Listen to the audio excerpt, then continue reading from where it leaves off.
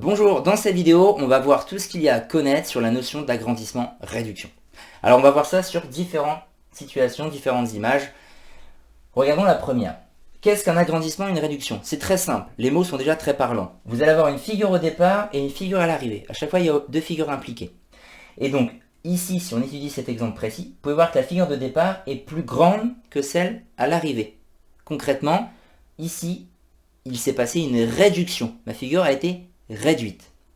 Et ça consiste en quoi, un agrandissement et une réduction mathématiquement? Eh bien, ça signifie que chacune des longueurs de ma figure de départ, elles ont été multipliées par un même nombre. Toujours le même nombre, qu'on va appeler souvent K, qui va être notre rapport d'agrandissement ou de réduction. Ou on dit aussi coefficient d'agrandissement ou de réduction. Alors ici, on voit à l'image qu'elle a été diminuée. Quand la figure est diminuée, c'est que chacune des longueurs a été multipliée par un nombre plus petit que 1.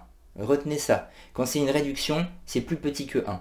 Bah oui, vous faites 5, une longueur qui vaut 5 cm. Vous multipliez par un nombre plus petit que 1, vous obtenez une longueur plus petite. C'est pour ça. Et quand c'est un agrandissement, bah c'est parce que le rapport il est plus grand que 1. Là, elles grandissent. Donc on a une figure plus grande. C'est tout bête. Donc là, imaginons, on peut avoir comme coefficient, vu que j'ai obtenu une figure plus petite, un nombre plus petit que 1, par exemple 0,4.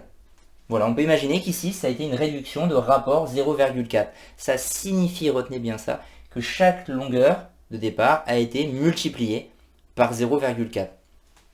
Ça veut dire par exemple que BC, à l'arrivée, donc on a fait BC qui vaut 5, 5 fois 0,4, on tape ça, on voit à la calculatrice, ça fait 2. Ça veut dire qu'à l'arrivée, 5 est devenu 2. Et quelle longueur correspond à BC à l'arrivée? Ça, c'est assez visuel. Et en plus, il y a les lettres pour nous aider, c'est celle-ci. Ça veut dire qu'à l'arrivée, celle-ci, vous devez être capable de dire qu'elle fait 2 cm. En ayant fait comme calcul, donc, la longueur de départ multipliée par mon rapport, par 0,4. Ça vaut bien 2. Voilà les questions qu'on peut vous poser. Par exemple, que vaut C'D'? Bah, C'D', au départ, c'était CD, c'était 10. Et 10, on l'a donc multiplié par le rapport 0,4. Et 10 fois 0,4, ça fait 4. Voilà ce que vaudrait C'D'. Donc retenez bien, les longueurs d'arrivée, c'est souvent ça qu'on va vous demander, c'est la longueur de départ multipliée seulement tout simplement par K. Premier type d'exercice. Deuxième type d'exercice, eh bien cette fois-ci, on vous donne toutes les longueurs par exemple, tout. Et on vous dit, c'est, donc là ça serait celle-ci ma figure de départ et celle-ci ma figure d'arrivée. Vous pouvez voir qu'elle est plus grande, donc là c'est un agrandissement. Donc a priori le coefficient K, il est plus grand que 1, ça a été agrandi. Eh bien, comment on peut faire pour le trouver? Dans mon exemple là, je ne vous avais donné aucune longueur à l'arrivée. Mais je vous avais donné le coefficient. Et grâce à lui, on trouve les valeurs d'arrivée. Mais là, c'est l'inverse, un autre type. On ne vous donne pas le coefficient, mais on vous donne le départ et l'arrivée. Et donc, pour trouver K, c'est toujours la même chose. Retenez bien, vous prenez la longueur d'arrivée, et vous la divisez par celle au départ. Vous allez trouver le lien, le fois. Et j'ai bien dit arrivée divisé par départ. C'est pas plus grand divisé par plus petit ou plus petit divisé par plus grand. C'est arrivée divisé par départ. Donc K ici, par exemple, on le trouve en faisant longueur d'arrivée. Donc longueur, je vais bien écrire arrivée sur longueur de départ. On divise. C'est-à-dire l'arrivée, c'est 15 pour cette longueur-là. Et au départ, ça valait, donc A'B', c'était AB, au départ, ça valait 6. 15 divisé par 6. Faites 15 divisé par 6, vous allez trouver 2,5. Voilà, c'est comme ça qu'on peut trouver le rapport. C'est bien un agrandissement, vous voyez, on a trouvé un K plus grand que 1, c'est logique. Donc, arrivée divisé par départ.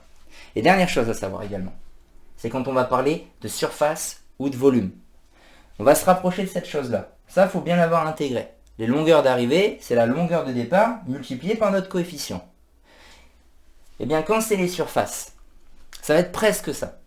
En fait, quand on connaît l'aire de la figure de départ et qu'on cherche l'aire de l'arrivée, pour avoir donc l'aire de l'arrivée, je vais noter ça comme ça, on va prendre l'aire du départ et on va le multiplier. Mais pas par K. Pas uniquement par K, mais par K au carré. Ça, faut le retenir.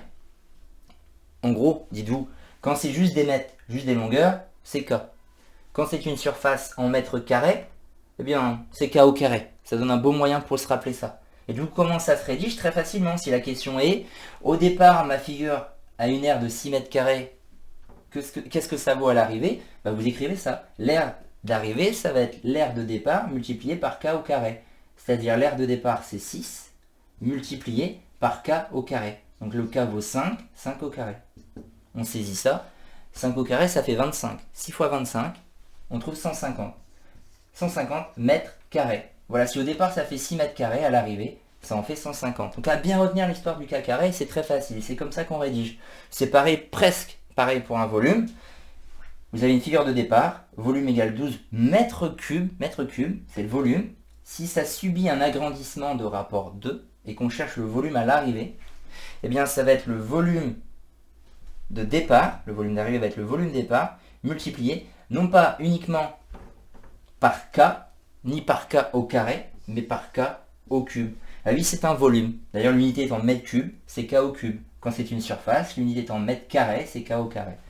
Et pour la rédaction, bah, c'est comme au-dessus. Le volume de départ, c'est 12. On multiplie par le rapport qui vaut 2 ici au cube. On saisit ça. Ça va donner 12 fois 8. On va trouver 96. La calculatrice fera le travail. 96 mètres cubes. Voilà, à bien retenir. Et si vous savez tout ça, vous savez tout sur agrandissement-réduction.